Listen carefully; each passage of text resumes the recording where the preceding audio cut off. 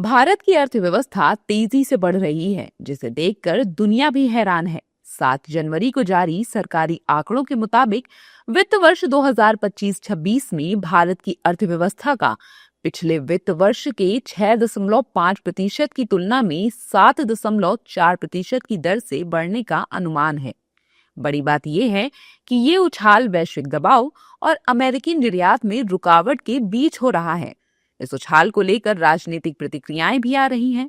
NDA नेता इस बढ़त को पीएम मोदी के कुशल नेतृत्व का नतीजा बता रहे हैं। वैश्विक चुनौतियों और अनिश्चितताओं के बावजूद टैरिफ टेंशन, ऑपरेशन सिंदूर और विपक्ष के नेता राहुल गांधी द्वारा विश्व व घरेलू मंच पर भारत विरोधी अभियान व झूठ व भ्रम की कैंपेन के बावजूद प्रधानमंत्री श्री नरेंद्र मोदी जी के नेतृत्व में भारत तेजी से तरक्की कर रहा है। जहां विश्व के बड़े बड़े देश, जहां जीडीपी 3% के आसपास लटक रही है, वहीं भारत 2024-25 में 6.5% विकसित दर पर और अब इस वर्ष में 2025-26 में 7.4% की विकास दर से आगे बढ़ रहा है। ये प्रधानमंत्री नरेंद्र मोदी जी की कठोर वित्तीय अनुशासन दूरगामी में भारत की वित्तीय स्थिति को मजबूत करने की सफल योजनाओं का परिणाम है। प्रधानमंत्री नरेंद्र मोदी जी आज ग्लोबल लीडर हैं। पूरी दुनिया में उनकी बात सुनी जाती है और भारत तेजी से उभरता हुआ देश है। हर तरह की सैन्य ताकत, आर्थिक ताकत भारत के पास है।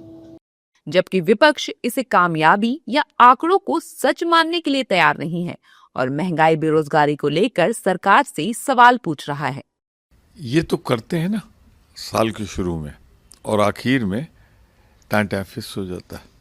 मैं इनसे पूछना चाहता हूँ, अगर इतनी शानदार इकोनॉमी आपकी है तो ये नरेगा में जो आपका 90-10 का रेशियो था, 10 स्टेट 90 आपका, आपने घटा के क्यों 60 कर दिया? क्या कारण है कि महंगाई बढ़ रही है, बेरोजगारी बढ़ रही है, जो लघु और मध्यम उद्योग हैं वो समाप्त हो रहे हैं? अगर इतनी ही गुलाबी तस्वीर है तो इतनी भयानक असलियत कैसे? तो सच्चाई कुछ और है।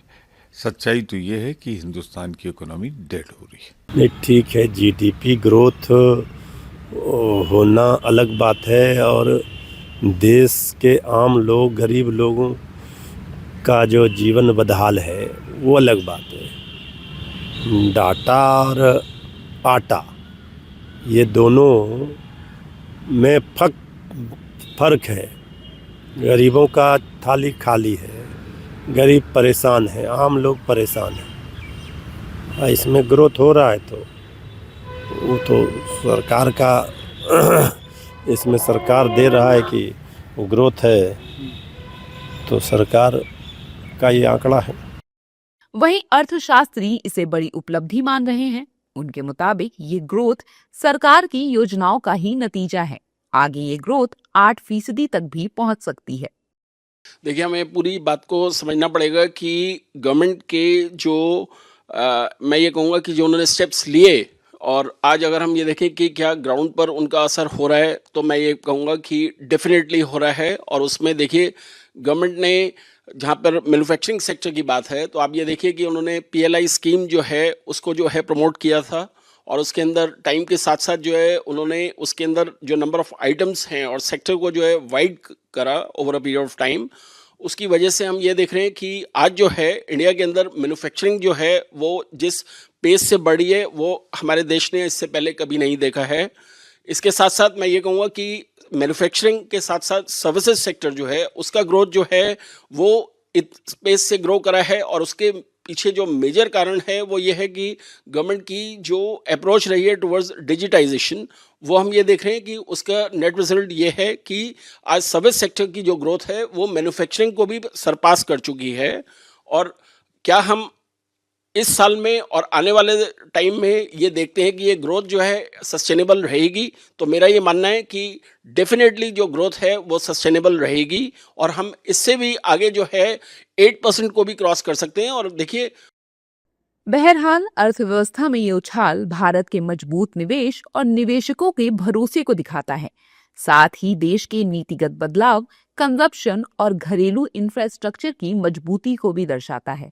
हालांकि ये बात भी साफ है कि वैश्विक व्यापार, तनाव और टैरिफ संबंधी चुनौतियों के कारण निर्यात की संभावनाएं भले ही प्रभावित हुई, लेकिन मजबूत घरेलू मांग ने इस प्रभाव को कम करने और विकास को पटरी पर लाने में बहुत मदद भी की।